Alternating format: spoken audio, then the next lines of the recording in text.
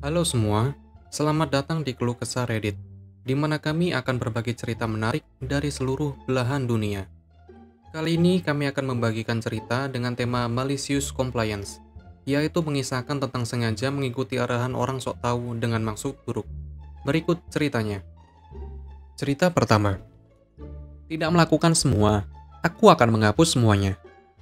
Pemilik asli bisnis tempat aku bekerja sangat mengagumkan. Aku akan memanggilnya Larry.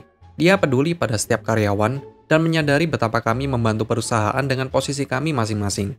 Dia bahkan memberikan aku beristirahat pada waktu aku sakit ketika aku dirawat di rumah sakit selama seminggu setelah emboli paru ganda dengan perjanjian aku akan bekerja kembali.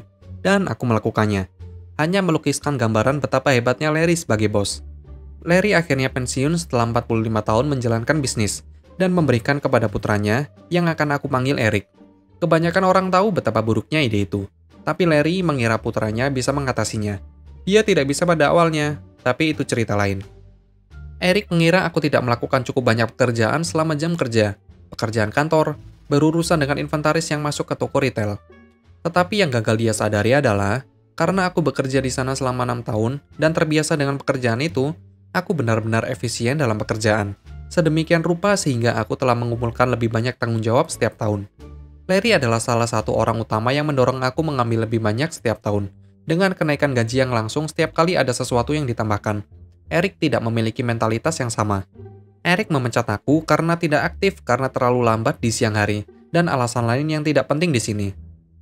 Jadi aku benar-benar aktif selama 3 hari terakhir dengan menghapus semua yang aku buat untuk perusahaan. Itu adalah tanda untuk produk, gambar yang dikumpulkan untuk iklan, informasi kontak vendor, program yang aku rancang untuk tetap teratur, dan tepat waktu untuk faktur, dan manual yang telah aku ketik tentang cara melakukan pekerjaanku. Mereka memiliki versi lama dari instruksi pekerjaanku, tetapi pada saat itu mereka praktis sudah usang, terutama dengan semua tugas tambahanku yang dikumpulkan selama bertahun-tahun. Dalam 2 tahun aku pergi, mereka telah mempekerjakan setidaknya 8 orang untuk posisiku yang berhenti dalam beberapa bulan. Aku terus mendapatkan pembaruan setiap beberapa bulan dari salah satu teman di kantor itu. Cerita kedua. $400 untuk memberikan sesuatu kepada seseorang yang menaiki tangga. Aku bekerja di bidang IT dan memperbaiki hal-hal yang rusak. Titik akses nirkabel, yaitu AP, adalah hal-hal yang memungkinkan kita mendapatkan internet WiFi dan terkadang putus. Mereka seukuran iPad. Mereka dipasang ke langit-langit dalam klip kecil yang pada dasarnya pergi masuk atau keluar. Hal-hal yang sangat mudah. Aku mengemukakannya dalam rapat kerja harian apa yang aku lakukan hari ini, dan dipanggil untuk melakukannya sendiri. Aku sudah pergi, mencabut perangkat untuk memastikan itu rusak, dan memasangnya kembali. Tidak ada bedanya dengan menggantinya. Namun, karena ini berhubungan dengan pemasangan kabel dinding dan daya, perangkat ini mendapatkan dayanya dari kabel data yang mengalir ke sana, Power over Ethernet. Kami diminta untuk menghubungi vendor tegangan rendah untuk datang melakukan pekerjaan untuk kami. Dengan begitu, merekalah yang menaiki tangga agar kami tidak mengacaukan listrik bangunan. Baru saja mendapatkan penawaran kembali, dan akan dikenakan biaya $400 untuk seorang pria muncul, menaiki tangga sekitar 3,5 kaki, mencabut AP, dan memasang AP baru. Aku menyerahkannya sambil berdiri di sampingnya. Aku tidak bisa menekankan betapa mudahnya pekerjaan ini. Plugging adalah hal yang sama yang mencolokkan kabel internet ke komputer kalian, konsol, game, dan lain-lain. Bagian tersulit dari pekerjaan baginya adalah menemukan tempat parkir. Pada akhirnya, aku mendapatkan tarif per jam apakah aku berdiri di sana atau melakukan pekerjaan sendiri. Jadi aku tidak peduli, hanya berpikir itu sangat konyol. Cerita ketiga. Saat bersiap-siap untuk pesta pertunanganku, mertua menyerahkan kemejanya dan menyuruh aku untuk menyetrika untuknya. Aku merusaknya. Ayah mertua telah melakukan perjalanan untuk menghadiri pesta pertunanganku dan tunangan. Dia sedang bersiap-siap dan tinggal di rumahku. Aku memiliki rambut setengah keriting dan riasan setengah selesai. Dengan tidak banyak waktu tersisa, aku terlihat terburu-buru. Mertua menyerahkan kemejanya dan berkata, "Setrika ini untukku." Rupanya, aku sebagai wanita memberi aku kualifikasi yang diperlukan untuk menjadi chef setrika. Aku melepasnya dengan senyuman dan menyetrika vinil menurutku, menyetrika pada pengaturan tertinggi dan merusak bajunya. Melelehkan logo dan mendapatkan tanda hangus di baju. Ups.